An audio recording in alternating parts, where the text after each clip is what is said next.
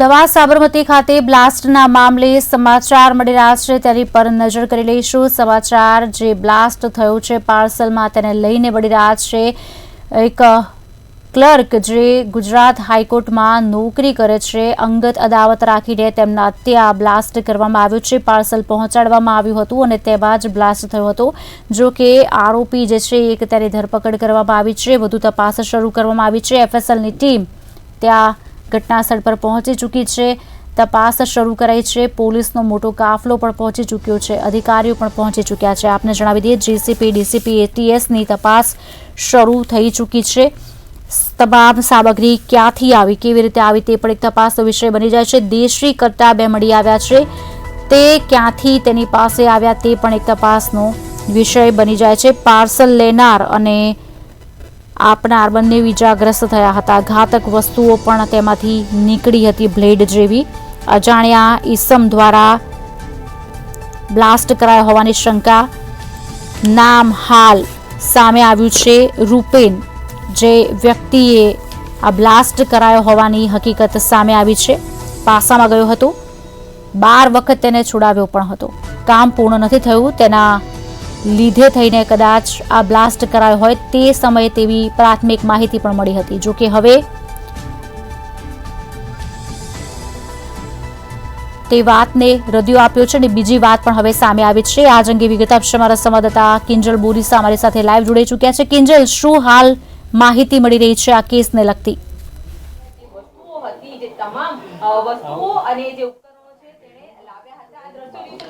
ખુશાલી, ચોક્કસથી જે આજે અમદાવાદના સાબરમતી વિસ્તારમાં જે બ્લાસ્ટની ઘટના બની તેના જે મુખ્ય આરોપી છે તેના ઘરેથી હાલ અત્યારે જે ક્રાઇમ બ્રાન્ચની ટીમ છે તેને જે 3 કટ્ટા અને તેની સાથે જે બોમ્બ બનાવવાની જે કામગીરી છે તે પણ મળી આવી છે। બોમ્બ બનાવવાનું જે સામગ્રી છે કારણ કે દેશી બોમ્બ બનાવવામાં આવતો હતો અને તેનાથી જ આ જે પાર્સલ બોમ્બ છે તે બનાવવામાં આવ્યો હતો અને તેના દ્વારા જે હાઈકોર્ટમાં જે ક્લાર્ક છે તેમના ઘરે જે બ્લાસ્ટ છે તે કરવામાં આવ્યું હતું। પરંતુ અહીંયા જે આખું જે સામગ્રી છે તે તમામ વસ્તુ છે તેના કટ્ટા 3 દેશી કટ્ટા પણ જે ક્રાઇમ બ્રાન્ચ દ્વારા જે કબજે કરવામાં આવ્યા છે અને પોતે તેઓ જે મુખ્ય આરોપી છે તે 2 વખત તેની ઉપર પાસાનો ગુનો છે તે લાગી ચૂક્યો છે અને અત્યારે પણ જે આરોપી છે તેને પકડવામાં આવે છે। ક્રાઇમ બ્રાન્ચની ટીમ છે તે હાલ આરોપીના ઘરે પહોંચી છે। સર્ચ ઓપરેશન શરૂ કરવામાં આવ્યું હતું અને તમામ જે હાલ જે મુદ્દા માલ છે તે પણ જે ક્રાઇમ બ્રાન્ચ દ્વારા જે ચકાસણી છે તે કરવામાં આવી છે અને દેશી બોમ્બ બનાવવાની તમામ સામગ્રી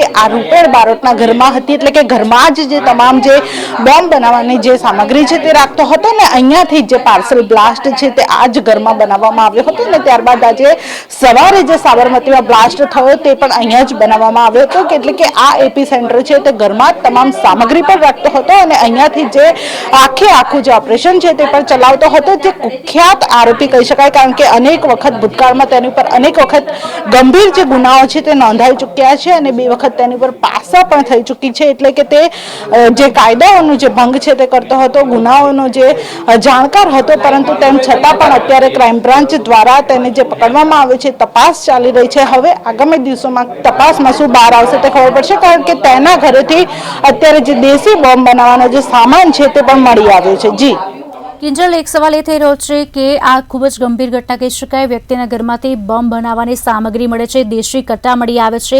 ક્રાઇમ બ્રાન્ચ તપાસ શરૂ કરી છે પણ પોલીસ તરફથી કોઈ પ્રતિક્રિયા સામે આવી છે કે કેમ કયા પ્રકારની કાર્યવાહી કરવામાં આવશે? કારણ કે પહેલા પણ તેની ઉપર ગુના નોંધાઈ ચૂક્યા છે એ પણ ગંભીર।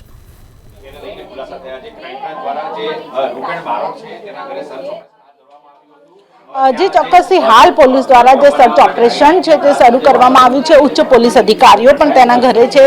સાથે જ જે ઘટના સ્થળ હતું કે જ્યાં જે વકીલના જે ક્લાર્કના ઘરે જે પાર્સલ બ્લાસ્ટ થયો છે તેના ઘરે પણ જે પોલીસનો કાફલો તેની સાથે એફએસએલની ટીમ પણ ઘટના સ્થળે છે। એટલે કે સર્ચ ઓપરેશન કરવામાં આવી રહ્યું છે, તપાસ કરવામાં આવી રહી છે અને તપાસમાં જ આખો જે મુદ્દામાલ છે તે પકડાયો છે કે દેશી બોમ્બ બનાવતો હતો। ત્યારે અત્યારે જે સૌથી જે ઘાતક વસ્તુ બ્લેડ કહી શકાય તે બ્લેડ બ્લેડનો મોટો જથ્થો ઘરમાંથી મળી આવ્યો છે, કારણ કે પાર્સલ બ્લાસ્ટમાં પણ જે બ્લેડ છે તે સામે આવી હતી, કારણ કે જ્યારે પાર્સલ બ્લાસ્ટ થયો ત્યારે તેમાંથી બ્લેડ નીકળી હતી, વાયર નીકળ્યા હતા અને અત્યારે ઘરેથી પણ જે 3 જે દેશી કટ્ટા છે તે મળી આવ્યા છે. તેની સાથે સાથે બોમ્બ બનાવવાની જે દેશી બોમ્બ બનાવવાની જે સામગ્રી છે તે પણ મળી આવી છે. એટલે કે આ ખૂબ જ જે ગંભીર જે કહી શકાય કે તે પ્રકારની ઘટના અમદાવાદમાં સામે આવી છે. આ જે રૂપેણ બારોટ નામનો જે વ્યક્તિ છે તે મુખ્ય આરોપી છે, તે ખૂબ જ જે ગંભીર ગુનાઓ સાથે જોડાયેલો માણસ છે. ત્યારે પોલીસ હવે તપાસ કરી રહી છે, કારણ કે ભૂતકાળમાં તેની ઉપર જે મહેસાણા જેવા જિલ્લાઓમાં પણ જે ગુના છે તે નોંધાઈ ચૂક્યા છે અને અમદાવાદની પોલીસ ક્રાઇમ બ્રાન્ચ હવે તપાસ કરી રહી છે, કારણ કે